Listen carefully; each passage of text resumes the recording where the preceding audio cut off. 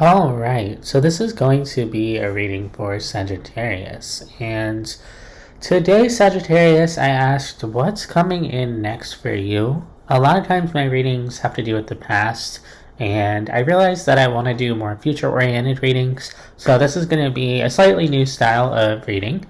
But yeah, let's dive into it. Your overall energy is the Page of Swords, so that's literally me and you asking what's coming next. Kind of wondering there about what we can find out. And immediately, what came out is the Page of Cups, the Ten of Wands, the Ace of Swords. So there may be some type of communication or conversation that is stressing you out, or it could just be stressing you out not knowing what's coming next, kind of wanting clarity. Then we have the Ten of Cups, the World, and the Tower. So something is coming to a close rather suddenly. Um, However, I am seeing that this is for the best because we have the Sun, the Wheel of Fortune, and the Eight of Swords. So this is basically a reminder that you don't have to stress. You are protected. You are going to be okay. But yeah, that's what this reading is going to be about. So if this resonates with you, please take a moment to like and subscribe, as that helps me out a lot. And if you'd like a personal reading, I do offer them at my website, ajstarot.com, which is also linked below in the description box. And I offer pre-recorded and live readings, and also mediumship channeling readings where I can channel the departed. So feel free to check that out if you're interested in. I want to see what it is that's stressing you out here with the Ten of Wands. We have the Nine of Wands, the Knight of Swords, the Knight of Cups. So yeah, that's you just kind of being nervous for what's coming next. If you're watching tarot, that makes sense. You could be watching because you want to know. All right, let's take a look at the cycle that you're closing out. It's interesting that we're also getting this when I'm doing this reading at the beginning of Scorpio season. Scorpio season is about change and transformation, and also secrets, kind of privacy, the occults, all of that. And at the bottom of the deck, we have the Death card, which is ruled by Scorpio. So very much a transformative energy here for you, Sagittarius. Let's take a look at what is closing out. For the World card, we have the Moon, the Seven of Wands, the Seven of Pentacles. You have had an emotional blockage that has been making it hard for you to see things clearly, see things realistically, and I see that emotional blockage clearing for you and you becoming much more grounded. What can we get about that blockage? The King of Cups, the Two of Wands, the Eight of Wands.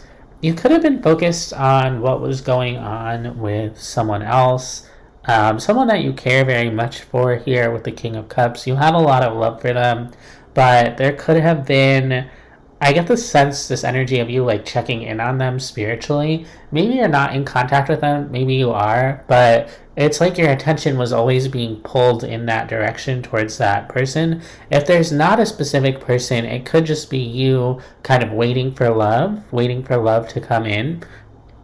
And while that's not necessarily a bad thing, there could have been a slightly obsessive element to that, or just an element where your focus was going towards that and that was kind of keeping your energy blocked in one place. And so something that's coming in for you is I see you kind of reaching an inner resolution with that and no longer staying stuck on certain things, certain people, or certain ideas, which is always good because when there's an internal blockage like that, the only one stopping us from moving forward is ourselves.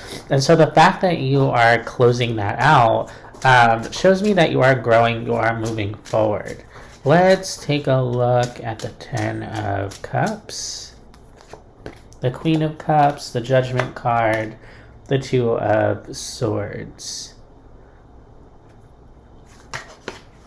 And then when I clarify that, I get the Justice card, the Temperance card, and the King of Wands. Yeah, you might have had an idea in your head of what was right for you, and that itself was the blockage. Like there could have been a certain expectation for what you were meant to be engaging with, what love and partnership are going to look like. And with the High Priestess at the bottom of the deck, I see you stepping into a spiritual path and kind of moving beyond a narrow understanding of it has to either go this way or this way. And that really opens you up to whatever else life has to offer. And as soon as you close out that cycle of expectations and holding on and all of that, the Tower comes in, and so something new comes in as something else falls away. We have the King of Swords, the Two of Cups, the Seven of Swords. You start to see through something or someone, and for some of you, you're just seeing through the illusion that one thing is exactly what you need. For others of you, this has to do with a specific person or a specific relationship where maybe you were holding on to hope or you were ignoring some negative qualities, and now you're seeing the truth. And so just in general, I see you coming to some major realizations about your relationships, about what's right for you, and just about how you approach love in general, love and partnership. All right.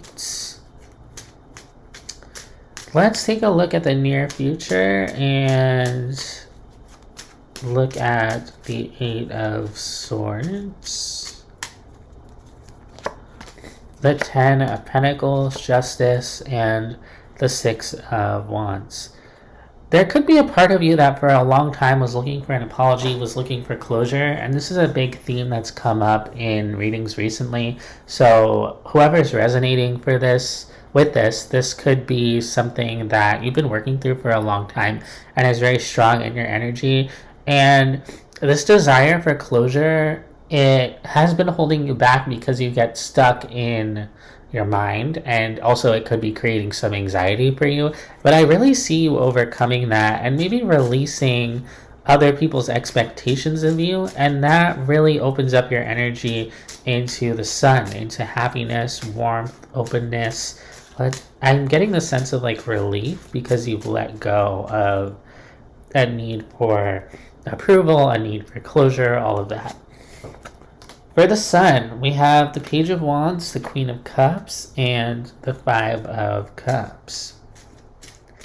Yeah, there's a past situation here, and it's almost like the truth sets you free. You know that phrase, the truth will set you free, but first it'll piss you off? I'm kind of getting that energy here where the sun comes out, you see the truth, it's very painful, it's very difficult, maybe not anger, maybe not being pissed off necessarily, but definitely disappointment, sadness, maybe some regret. But I see you overcoming that and kind of realizing whoever it was that you were attached to in the past, and this doesn't have to be romantic, it could be a friendship, it could be a family dynamic, but there's a way that it wasn't up to your level, frankly, because you come through as the Queen of Cups, very loving, very mature, very giving, very emotionally stable and grounded.